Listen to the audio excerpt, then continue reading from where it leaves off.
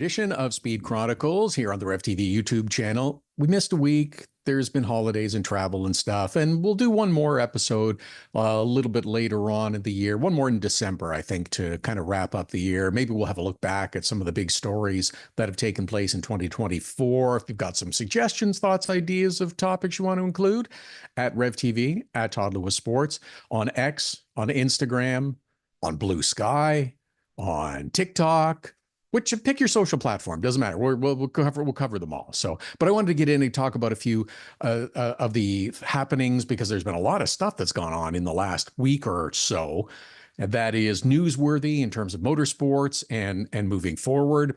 Just concluded the Vegas Grand Prix in the Formula One series. Let's see, over 300,000 people in attendance, year number 2. I'd say that's pretty good. Well, I think that's a pretty half-decent crowd. I'd say that everyone's pretty satisfied with that. It's a fun race, as usual. It's very Vegas. It had that feel to it. The camera shots are incredible, especially those high shots from the helicopters, with watching the cars whip down the straightaway, going past Caesars, going past the Bellagio, and all those great hotels. Seeing the Sphere in the back, it is visually intoxicating. It's really spectacular. Less chaotic this year. It's still a bit of a gong show getting around because of the closures of the strip during the race and leading up to it, but it didn't have quite the same drama as last year. In fact, there was no drama really with the race weekend at all. It was it seemed like a pretty straightforward race weekend. There were a couple little issues that the drivers asked about, some adjustments that they wanted made. It happened quickly. There was no drama with the new race director. See, everything moves along. Everything went smoothly. Max clinches his 4th title. Pretty outstanding, pretty remarkable. Sure, he's driving a sensational car and has over the last few years, but it is not the slam dunk race winning car that it has been at different points over the last few years. He did a lot of good things driving and secured the Drivers' Championship. Constructors' title, hey, that's another story. Still up for grabs. Couple of more races to go. They had to cut her this weekend, and we'll see if that shakes things out and what might happen there. But there's lots and lots of money involved with that. So those teams, McLaren, Ferrari, and Red Bull on the outside, with an outside chance still, they have a lot of work to do to see if they can make that happen. That championship still up for grabs. Okay, a couple of other things in terms of Formula One. The Italian Grand Prix is going to continue for 6 more years. They renewed another agreement. That's good. They are moving the Monaco Grand Prix into June. It is moving away from the traditional last weekend of May, Memorial Day weekend, if you're in the United States and affiliated that way.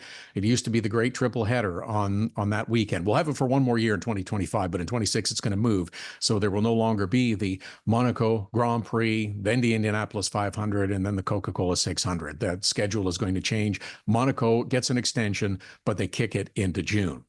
Affected by that, the Canadian Grand Prix, which has run in early June for some time, but is now going to move forward on the Formula One calendar into May. Oh, this is going to be intriguing. This is going to be interesting.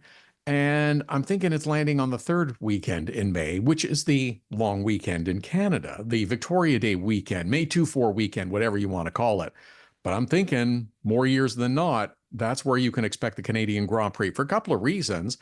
It's obviously a different series, but it's open wheel racing. And I don't think Formula One wants to run on the same Sunday as the Indianapolis 500. I mean, that's the big race. That's the giant race of the INDYCAR schedule. I don't know that Formula One wants to race on the same day. 3rd weekend, it's just qualifying for the Indianapolis 500. They don't get near the crowds or drama that they used to. Sometimes they have a little bit of bumping, but it's not a big deal.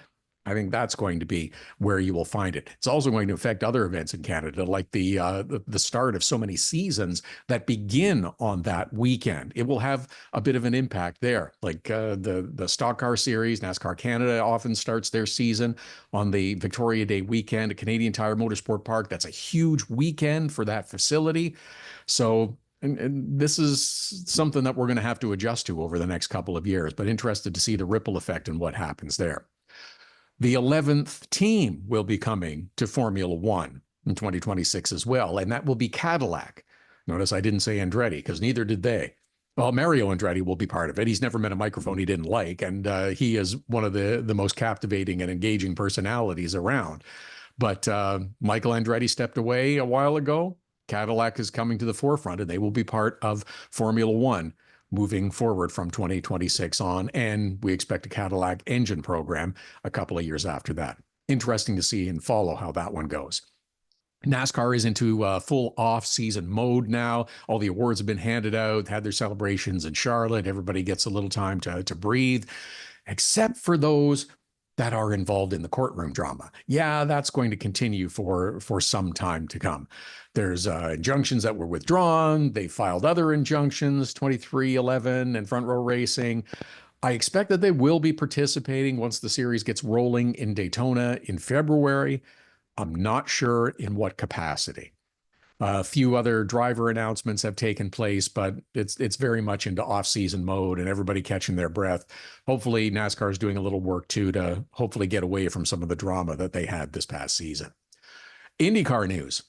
Yeah, not really much. There were some tests for teams with not necessarily the drivers that are going to be participating next year, but it gives them a chance to evaluate and maybe learn a few thig. The big announcement was Michael Strahan is going to drive the pace car for the Indianapolis 500 next year. That's nice. That's a good get. He's a big, popular, engaging figure. He's on 2 different networks in the United States, and mostly Fox, because of course Fox is taking over IndyCar broadcasting. So they made a big deal about it on the Fox NFL pregame show where Michael works. This is smart. The IndyCar is making a big deal about 200 days out to the Indianapolis 500. Joseph Newgarden is unveiling the Indianapolis 500 trophy with his image for the 2nd consecutive year on it. This series needs to put this kind of emphasis on other races too. We need more of this stuff. It doesn't just revolve around the 500. Well, it does for them, and that's the problem. You need to spread some of the love around. How about focusing on the season opener, which is less than 100 days away? We await news about who will be part of the television broadcast as well. I'm staying tuned. IMSA may be the series with as little an off-season as anybody. As soon as the checkers flew at Road Atlanta, it seemed like we were into full 2025 mode. Teams were moving on and testing, and driver shuffles were taking place. And there's a lot of stuff that's going on. There's more testing that's going to take place even before the Roar, before the 24 that gets going in the middle of January. So there's a lot of stuff going on. Great announcement a couple of days ago. Robert Wickens is going to run in the WeatherTech Sports Car Championship next season. He's going to the top level of IMSA.